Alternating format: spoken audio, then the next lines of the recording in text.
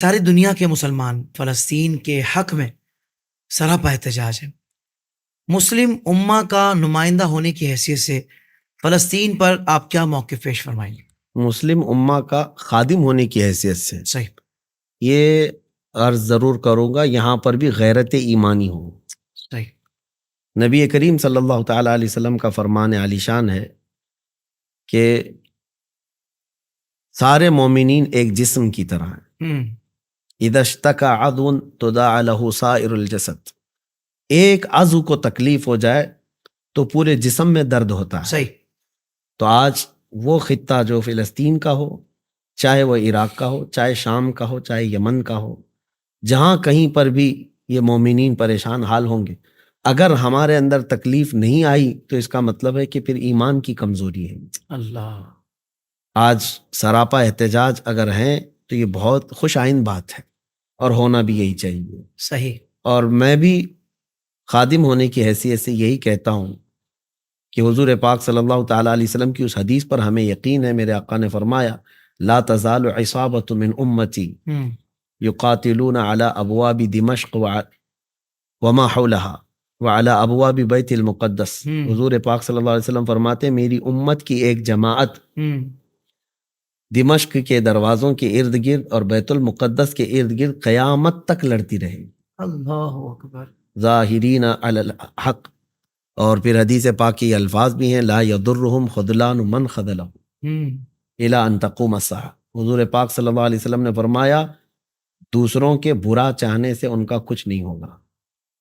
اب یہاں پر میں نے ابھی اپنے چند دنوں پہلے کے ایک بیان میں بھی کہا تھا کہ جب یہ لفظ ہے کہ دوسروں کے برا چاہنے سے ان کا کچھ ہوگا نہیں، تو آج حالات تو دکھ رہے ہیں کہ ان کا تو بہت کچھ خراب ہوا ہے، ٹکڑے ہو گئے، ان کی موتیں ہو رہی ہیں، کثرت سے گھر اڑا دیے گئے، اتنا برا ہو گیا ہے۔ پھر حدیث کے یہ الفاظ، جی، سچی بات یہ ہے کہ آپ پریکٹیکلی جا کر کے بھی ان کو دیکھیں، یا جس طرح میں نے دیکھا ہے قریب سے، گھر ٹوٹ جانا، جان کا چلا جانا، یا پھر یہ سب کے ختم ہو جانا، یہ ایک چھوٹی مصیبت ہے۔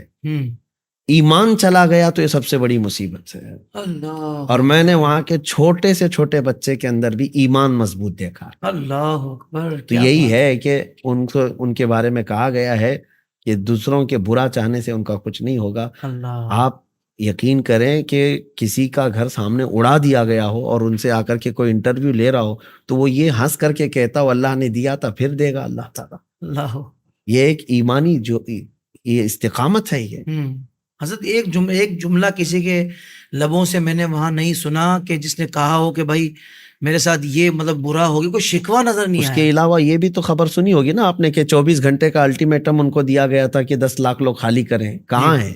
کتنے لوگوں نے خالی کیا؟ اللہ، اللہ، جہاں روز رات کو بم برس رہے ہوں اس جگہ کون رات کو چین سے سوتا ہے؟ اس کو تو چاہیے کہ بھاگ کر چلا جائے، لیکن وہ وہیں ڈٹے ہوئے ہیں، جمے ہوئے ہیں۔ یہی ان کے ایمان کی استقامت کی علامت ہے۔ اللہ اکبر کبیر۔ اور ہم ان کے ایمان کی استقامت کی مزید دعا کرتے ہیں، اور ہم سراپا احتجاج ہیں، اور ظالموں کے خلاف مذمت کرنے میں ہمیں کوئی بھی ذرا برابر بھی خوف نہیں ہے، ڈر نہیں ہے۔ جہاں ہزاروں کی تعداد میں بچے مر گئے، ان سویلینز کا کیا قصور ہے جو مارے جا رہے ہیں؟ تو یہ تمام چیزوں کی میں سخت ترین مذمت کرتا ہوں، اور پھر میں کے قانون بھی یہ بھول چکے ہیں جی۔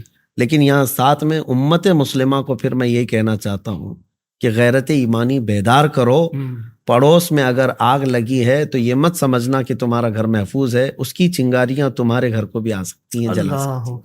اللہ اکبر۔ بیداری پیدا کرو۔ اللہ تعالیٰ سے دعا اللہ تعالیٰ فلسطین کے مسلمانوں پر خاص رحم فرمائے، ان کی غیب سے مدد فرمائے، ان کی حفاظت فرمائے، اور جو ان پر ظلم کر رہے ہیں اللہ تعالیٰ ان کو نیست و نابود فرمائے، آمین۔ سوشل میڈیا پر اسلام کی صحیح تعلیمات جاننے کے لیے ابھی حافظ سائر قادری کا نیا YouTube channel Islamic digital studio subscribe کر لیں، اور ہاں نوٹیفیکیشن بیل آئیکن کو بھی پریس کر لیں تاکہ ہماری نئی ویڈیوز آپ تک بر وقت پہنچ سکے۔